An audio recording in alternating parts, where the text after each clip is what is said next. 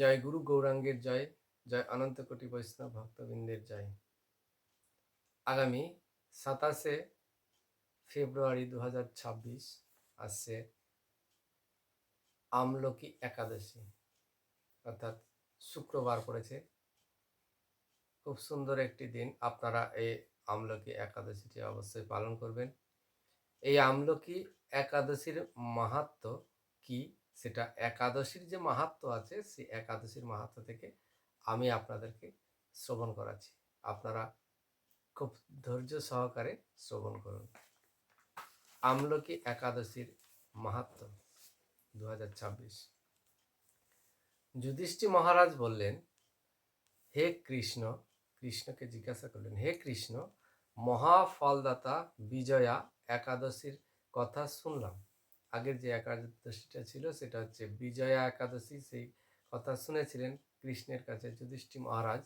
এখন জিজ্ঞেস করছেন যে ফাল্গুন মাসের শুক্লপক্ষের যে একাদশী, এই একাদশী কি নামে বিখ্যাত, বর্ণনা করে আমাকে বলুন। যুধিষ্ঠির মহারাজ তিনি জিজ্ঞাসা করলেন। কৃষ্ণ, ভগবান কৃষ্ণ তিনি বললেন, হে মহাভাগ যুধিষ্ঠির, মান্ধাত্তার প্রশ্নের উত্তরে মহাত্মা বশিষ্ঠ এই একাদশীর মহিমা কীর্তন করেছিলেন। অর্থাৎ তুমি যে প্রশ্ন আমার কাছে জানতে চাইলে, সেই প্রশ্নটা মান্ধাত্তা বশিষ্ঠ মুনির কাছে করেছিল। সেই বশিষ্ঠ মুনি কি বলেছিল সে কথাটা আমি এখন তোমাকে বলছি, শোনো। এই একাদশীর নাম হচ্ছে আমলকি। বিষ্ণুলোক প্রদানকারী রূপে এই একাদশী বিশেষভাবে মহিমান্বিত। একাদশীর দিন আমলকি বৃক্ষের তলে রাত্রি জাগরণ করলে সহস্র গাভীদানের ফল লাভ করা যায়। এই একাদশীর দিন আমলকি বৃক্ষ তো সচরাচর কোথাও দেখা যায় না। তো আমলকি বৃক্ষের তলায় কেউ যদি শয়ন করে, রাত্রি জাগরণ করে, তাহলে সহস্র গাভীদানের ফল সে লাভ করতে পারবে। হে পাণ্ডুনন্দন, পাণ্ডুর পুত্র যুধিষ্ঠির মহারাজ, তাই পাণ্ডুর নন্দন বলে ভগবান কৃষ্ণ তিনি সম্বোধনা করেছেন। পূর্বে ব্রহ্মার রাত্রিতে দৈনন্দিন প্রলয় উপস্থিত হলে স্থাবর জঙ্গম সহ দেবতা, অসুর, রাক্ষস সবকিছু বিনাশ হয়, সবাই বিনাশ হয়ে যায় এবং ভগবান তখন কি করেন না, কারণ সমুদ্রে অবস্থান করেন। তার মুখপদ্ম থেকে চন্দ্রবর্ণের এক বিন্দু জল ভূমিত পড়ে। কারণ সমুদ্রে ভগবান বিষ্ণু তিনি শয়ন করে থাকেন, আর তার চোখ থেকে মুখপদ্ম থেকে চন্দ্রবর্ণের এক বিন্দু জল ভূমিতে পড়ে। সেই জলবিন্দু থেকে একটি বিশাল আমলকি বৃক্ষে উৎপন্ন হয়। এই বৃক্ষের স্মরণ মাত্র গোদানের ফল লাভ হয়। যদি কেউ এই আমলকি বৃক্ষকে শুধু স্মরণ করেন, তাহলে তার গোদানের ফল লাভ হয়ে যায়। দর্শনে তাহার দ্বিগুণ ফল লাভ হয়। কেউ যদি দর্শন করতে পারে আমলকি বৃক্ষ, তার গোদানের ফলের চেয়ে মানে স্মরণ করা মাত্রই গোদানের ফল লাভ হবে, দর্শনে তার দ্বিগুণ হবে। এর ফল ভক্ষণে 3 গুণ ফল লাভ হবে। যদি কেউ আমলকি সেই দিন ভক্ষণ করে, তাহলে 3 গুণ ফল লাভ হবে। এই বৃক্ষে ব্রহ্মা, বিষ্ণু আর মহেশ্বর সর্বদা অবস্থান করেন। আমলকি বৃক্ষ এত মাহাত্ম্যপূর্ণ যে এই আমলকি বৃক্ষে ব্রহ্মা, বিষ্ণু এবং মহেশ্বর 3 জন এসে অবস্থান করেন। এর প্রতিটি শাখা প্রশাখা পাতায় ঋষি, দেবতা ও প্রজাপতিগণ বাস করে। পাতার মধ্যে এই বৃক্ষকে সমস্ত বৃক্ষের আদি বলা হয়। তা পরম বৈষ্ণব রূপে বিখ্যাত। এই বৃক্ষ পরম বৈষ্ণব রূপে বিখ্যাত। অতএব এই শ্রেষ্ঠ ব্রত সকলেরই পালনীয়, ভগবান তিনি বললেন। এখন এই ব্রতের একটি অদ্ভুত ইতিহাস আপনার কাছে বলছি।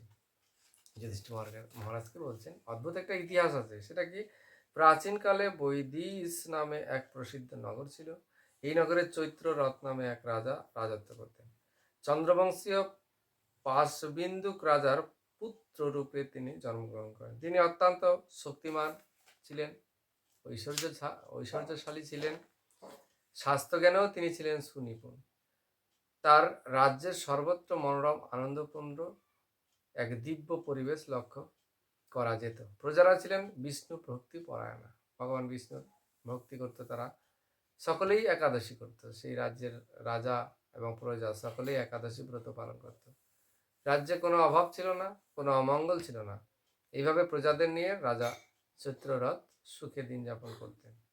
এক সময় ফাল্গুনী শুক্লপক্ষের দ্বাদশযুক্ত আমলকি একাদশী তিথি সমাগত হওয়ায় রাজ্যের সকলেই এই ব্রত পালনের সংকল্প করলেন। ওই দিন প্রাতঃ স্নানের পর প্রজাদের নিয়ে রাজা ভগবান বিষ্ণুর মন্দিরে যান। সকলকে নিয়ে প্রাতঃ স্নান করে বিষ্ণু মন্দিরে যান। সেখানে সুবাসিত জলপূর্ণ কলস, ছত্র, বস্ত্র, পাদুকা, পঞ্চরত্ন ইত্যাদি দিয়ে সাজিয়ে স্থাপন করেন। তারপর ধূপ দ্বীপ দিয়ে যত্ন সহকারে মুনি ঋষিদের দ্বারা শ্রী পরশুরাম মূর্তি সম্মানিত আমলকির পূজা করলেন। হে পরশুরাম, হে রেণুকার সুখবর্ধন, হে ধাত্রী, হে পাপ বিনাশিনী আমলকি, তোমাকে প্রণাম। আমার অর্ঘ্যজল গ্রহণ করো।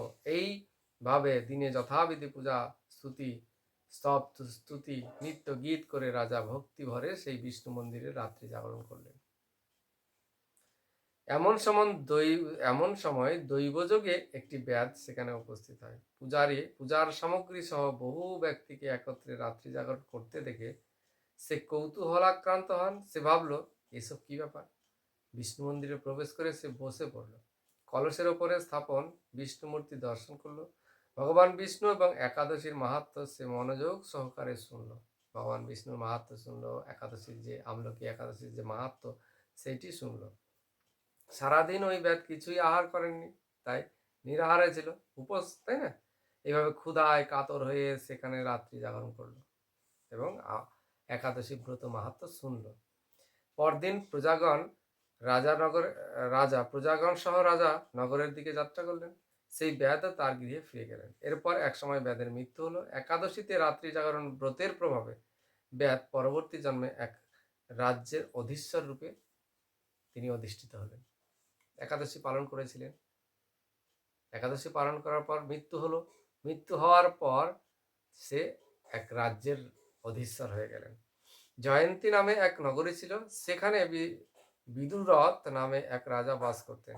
ওই ব্যাধ বিদুরথ রাজার মহাবলী পুত্র রূপে জন্মগ্রহণ করলেন। বিদুরথ রাজা তার পুত্র রূপে তিনি জন্মগ্রহণ করলেন। ব্যাধ, তার নাম হলো বসুরথ।